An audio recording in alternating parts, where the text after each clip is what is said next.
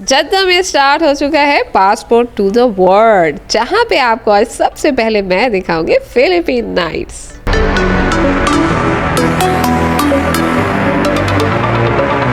Philippine nights में आपको देखने को मिलेंगे उनके सिंगर्स, उनका कल्चर, उनके कुजीन, उनका फूड और डांसिंग और सिंगिंग के टैलेंट, और साथ साथ यहाँ पे आपको किड्स एरिया भी नज़र आएगा और कुछ बेशुमार से फूड कोर्ट भी। और लास्ट में मैं आपके साथ शेयर करूँगी अपनी मकरूना की रेसिपी। तो चलें फिर व्लॉग को स्टार्ट करते हैं और आपके साथ शेयर करते हैं।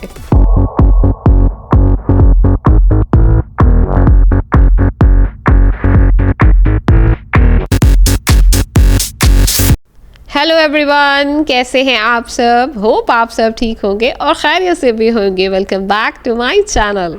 आज के व्लॉग में हम एक्सप्लोर करने वाले हैं जद्दा में एक ऐसी जगह में जहां पे स्टार्ट हुआ है पासपोर्ट टू द वर्ल्ड। जी हाँ, आपने बिल्कुल ठीक सुना। Last time passport to the world Riyadh में हुआ था, उसके बाद खबर में अभी तक कंटिन्यू है और अब उन्होंने जद्दा में भी स्टार्ट कर दिया है। अच्छा, मुझे जब से पता चला था कि खबर में स्टार्ट हुआ है तो मुझे काफ़ी वो था कि कब जद्दा में स्टार्ट होगा और हम जो है इसको ज्वाइन करेंगे और थोड़ा सा लाइफ में चेंज आएगा और एंजॉय करेंगे। तो फाइनली वो दिन आ गया जब मुझे पता चला कि पासपोर्ट टू द वर्ल्ड आ चुका है जद्दा में। तो मेरी खुशी की इंतहा नहीं थी, और मेरी खुशी सिर्फ इसलिए थी कि मैं इंडियन नाइट में जाऊंगी और अटेंड करूंगी, क्योंकि आपको पता है इंडियन नाइट में अच्छे अच्छे सिंगर्स आ चुके हैं, जबकि रियाज में हुआ है और जब खबर में हुआ है लास्ट टाइम।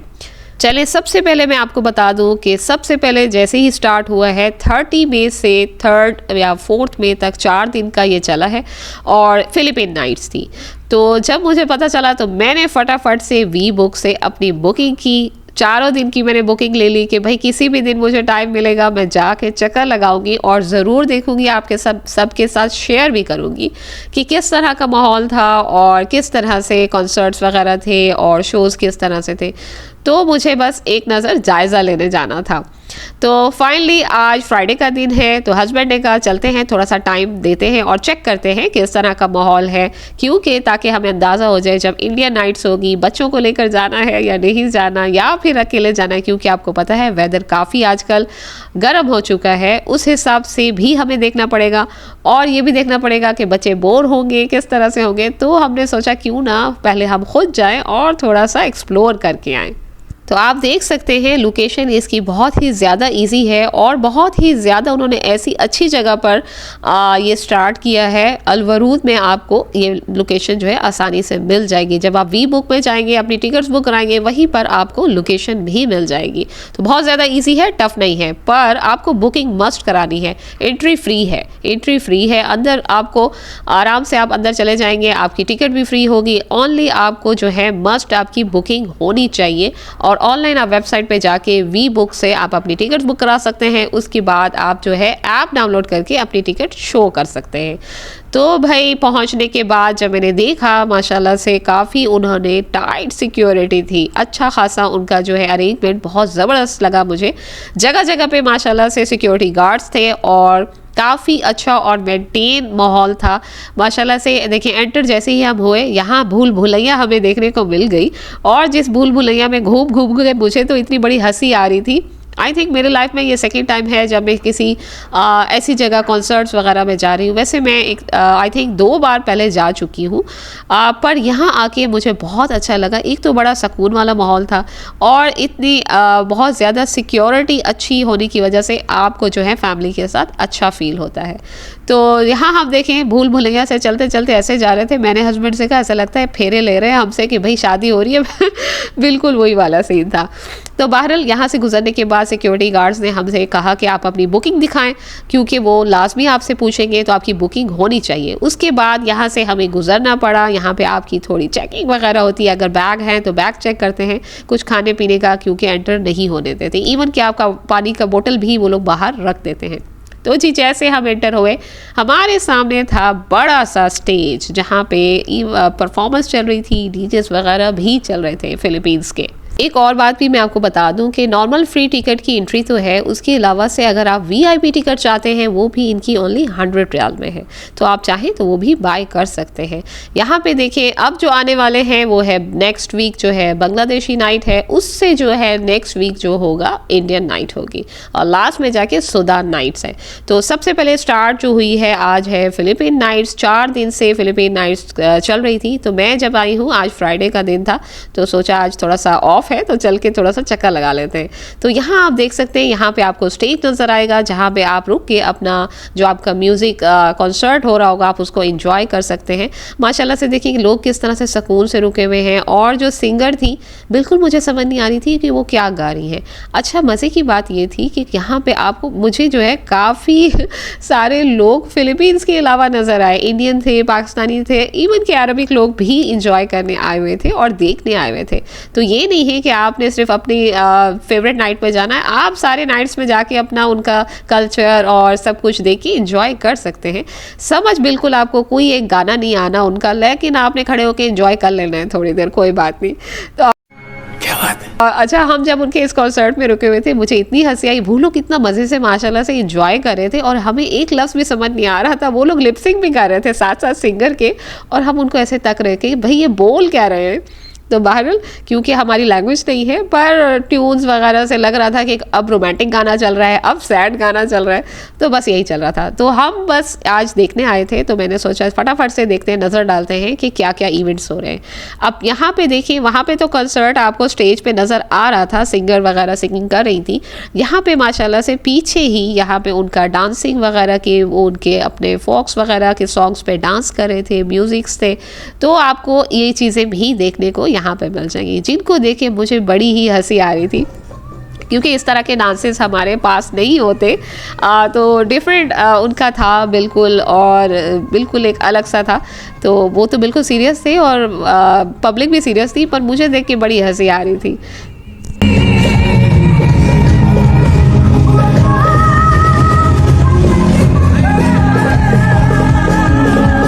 तो आप देख सकते हैं किस तरह से वो अपने ये जो है ट्रेडिशन सॉन्ग्स और डांसेस वगैरह दिखा के लोगों को एंटरटेन कर रहे थे।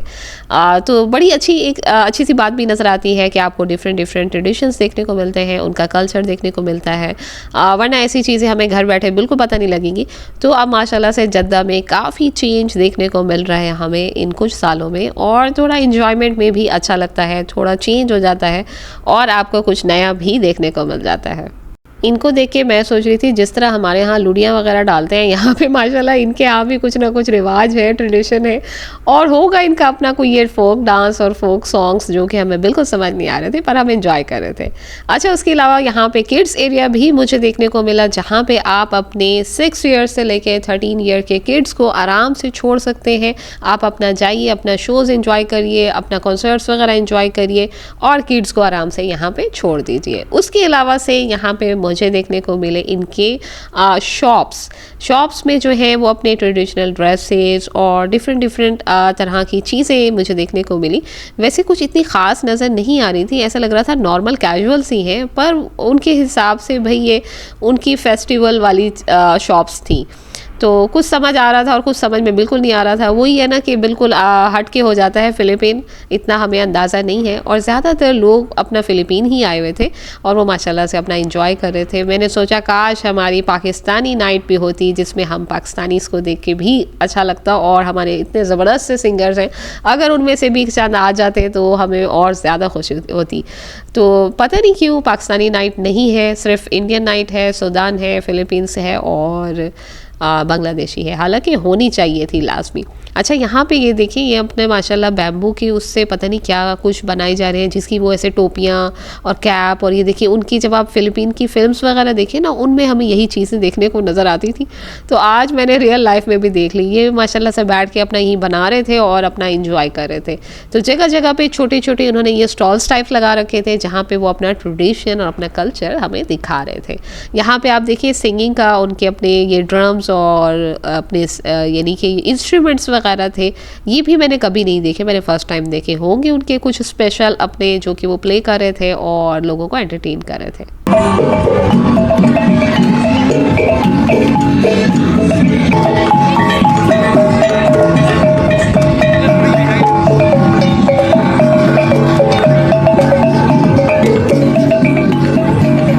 वैसे एक अच्छी बात ये थी कि आज हवा जो है वो चल रही थी, हब्स नहीं थी, काफ़ी अच्छा यानी कि माहौल था माशाल्लाह से।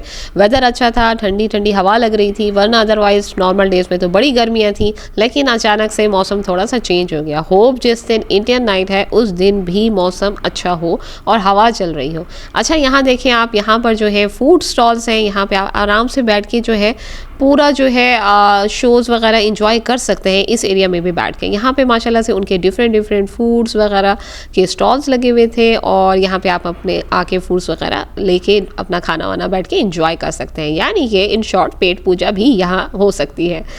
या जब यहाँ पे इंडिया नाइट होगी तो आपको अच्छे अच्छे इंडियन रेस्टोरेंट्स वगैरह के फूड्स देखने को मिल जाएंगे। उसके अलावा वहाँ सामने हमें नज़र आए कुछ ऐसे फूड कोर्ट्स जैसे कि KFC और हार्डीज़ हो गया और मास्ट्रियो पिज़्ज़ा हो गया। कुछ यहाँ के नॉर्मल जिस तरह से रेस्टोरेंट्स हैं उनके भी यहाँ पे स्टॉल्स मौजूद थे। यानी कि जो लोग फ़िलीपींस नहीं खाना चाहते थे वो यहाँ आके बाकी अपने यहाँ के फूड्स व अदर इंटरनेशनल फूड्स जो हैं उनको भी बैठ के इंजॉय कर सकते हैं। तो यानी आपको सिर्फ देसी नहीं मिलेगा, आपको यहाँ पे बाहर का इंटरनेशनल फूड भी मिल जाएगा। अगर आपका कोई फेवरेट फूड है आप यहाँ बैठ के इंजॉय कर सकते हैं।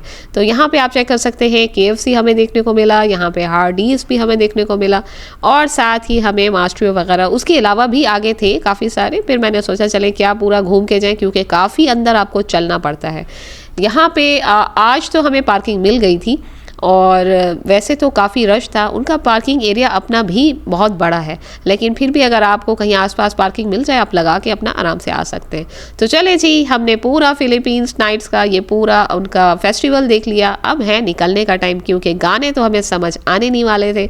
तो मैंने हस्बैंड से कहा चले भाई अब निकलते हैं, क्योंकि हमें आज बस जायज़ा लेना था कि जब हम इंडियन नाइट्स में आएंगे तो किस तरह का माहौल होगा और किस तरह से हमें आना है और पार्किंग और ये सारे इश्यूज़ हमें देखने थे। तो चलें अब हम ये फिलिपिन नाइट्स को करते हैं बाय बाय और निकलते हैं यहाँ से, क्योंकि बच्चे सारे घर थे और उनकी हमें फिक्र हो रही थी कि बच्चे इतनी देर बैठ के क्या शरारतें कर रहे होंगे। तो हमने कहा फटाफट से निकलते हैं, मिलेंगे अब से इंशाल्लाह Indian night the next day. तो जिन्होंने भी मेरा लास्ट व्लॉग देखा है, क्यू मार्केट का व्लॉग था, वहाँ पे मैंने जो है आपसे शेयर किया था कि मैं जो है मकरोना आज बनाने लगी हूँ, जहाँ पे हम यूज़ करेंगे गाजर और शिमला मिर्च और साथ में चिकन। तो बहुत ज़्यादा खुश होके मैंने कहा था कि आज घर जाएंगे और फटाफट से मकरोना बनाएंगे। तो बहरहाल मैंने बनाया तो उसी दिन था, लेकिन मैं आपसे शेयर नहीं कर पाई, तो इसलिए मैं आज आपसे इस व्लॉग में शेयर कर रही हूँ। तो फाइनली मैंने सोचा कि चलें आज आपसे रेसिपी भी शेयर करते हैं, होप अच्छा बन जाए। वैसे मैं आपको स्टार्टिंग में बता दूं मैं कोई ख़ास परफेक्ट शेफ़ नहीं हूँ, लेकिन बस गुजारा हो जाता है, कुछ ना कुछ बन ही जाता है। तो ये है कि मैंने जो है चिकन ब्रेस्ट लिए हैं, तो इनको मैंने जल्दी जल्दी जो है, क्योंकि आपको पता है फ्रोज़न होते हैं, तो मैंने इनको डीप फ्रॉस्ट करने के लिए रख दिया जैसे ही मैं घर आई, और साथ ही मैंने तैयारी शुरू कर दी थी। तो सब कुछ पहले मैं काम करती हूँ, सारा सामान जमा करके रख देती हूँ ताकि मुझे काम करने में टाइम ना लगे। तो उसके बाद जो है मैंने फटाफट से गार्लिक वगैरह इनको पीसना शुरू कर दिया और सबसे पहले चिकन चॉप कर लिया, आपके सामने है, और सारा सामान भी मैं टेबल पे ना स्लैब पे जमा करके रख देती हूँ। और अब सबसे मेन काम जो है ना वो होता है जब आप ये वेजिटेबल का जो है मकरूना बना रहे होते हैं, आपको कटिंग बहुत ज़्यादा करनी पड़ती है। तो शिमला मिर्च को भी मैंने अच्छे से धो के वॉश करके मैंने सोचा फटाफट से इसको काट के रख देते हैं। साथ में आपको पता है गाजर को भी काटना आसान काम नहीं है, क्योंकि यहाँ की गाजर जो है वो बहुत सख्त होती है, काटने के लिए लाजिम हमें थोड़ा ना सख्त होती है, तो हार्ड हो जाता है काटना हमारे लिए छुरी के साथ। और परफेक्ट शेफ़ तो हम है नहीं कि भाई छुरियाँ चलाते जाएंगे। तो बहरहाल अब जो है मैंने कटिंग स्टार्ट कर दी है। मैंने कहा चलें कोई नहीं, कटिंग भी होती रहेगी, साथ साथ आपसे बातें भी होती रहेंगी। काफ़ी दिनों से मैं चाह रही थी मैं एक सेक्शन ऐसा रखा करूँ अपने व्लॉग में कि मैं आपके सवालों के जवाब दे दिया करूँ थोड़ा डिटेल में, क्योंकि जितना भी हो कमेंट में जो है मैं उस तरह से रिप्लाई नहीं कर पाती जिस तरह से मैं डिटेल में करना चाहती होती हूँ। तो बहरहाल मैंने आप सबसे पूछा भी था और मुझे बहुत पॉजिटिव रिस्पांस मिला था आप सबका। तो एक सिस्टर है हमारी जो विज़िट वीज़ा के हवाले से, स्कूल के रिलेटिव के हवाले से बहुत ज़्यादा वो बेचारी मुझसे सवाल पूछ रही हैं काफ़ी दिनों से। तो मैं उनको बताना चाहती हूँ, अगर वो इस टाइम मेरा व्लॉग देख रही हैं या उसके अलावा से कोई और भी चाहता है, वैसे नॉर्मल जितने भी यहाँ पे स्कूल हैं वो लोग विज़िट वीज़ा पे ना आपको जॉब देते हैं ना आपको आपके किड्स अलाउ करते हैं, क्योंकि उनको पता है मे भी हो सकता है कोई टाइम ऐसा है जब आप एकदम से एग्ज़िट मार लें और आपके विज़िट वीज़ा ख़त्म हो जाए या आपको जाना पड़ जाए तो आप लोग एग्ज़िट कर लेंगे। जॉब्स जो है इस वजह से नहीं मिलती।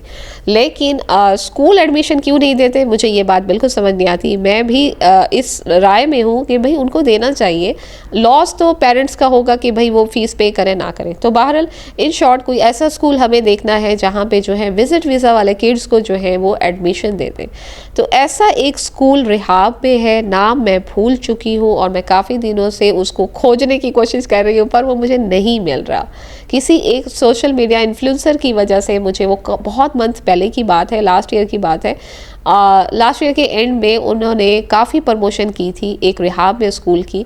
तब जब मैंने उनसे पर्सनली कांटेक्ट किया था स्कूल से, तो उन्होंने कहा था जी आप हमारे पास विज़िट करिए, हम आपके बच्चों को जो है एडमिशन दे देंगे। इवन इकामा इश्यूज़ बच्चे हैं या फिर विज़िट होल्डर बच्चे हैं, विज़िट वीज़ा होल्डर बच्चे हैं, तो हम एडमिशन करते हैं। स्पेशली विज़िट वीज़ा का तो उन्होंने कहा था। तो इंशाल्लाह जैसे मुझे वो आपका जो है स्कूल का पता लगता है मैं आपके साथ लाजमी शेयर करूँगी। सबसे पहले व्लॉग में मैं शेयर ही यही करूँगी आपके साथ, क्योंकि मुझे पता है एज अ पेरेंट एजुकेशन के मामले में यहाँ पे बहुत मुश्किलात हैं, बहुत मुश्किल है यहाँ पे। फीसेस जो है इतने एक्सपेंसिव हैं, प्राइसेस इतने ज़्यादा हैं। तो इंशाल्लाह मैं आपके साथ लाजमी शेयर करूँगी। बस मैं थोड़ा आपके साथ बिल्कुल मैं चाहती हूँ मैं ऐसी इन्फॉर्मेशन दूँ जो एग्जैक्ट और एक्यूरेट हो, आपको उसमें कोई मुश्किल ना हो।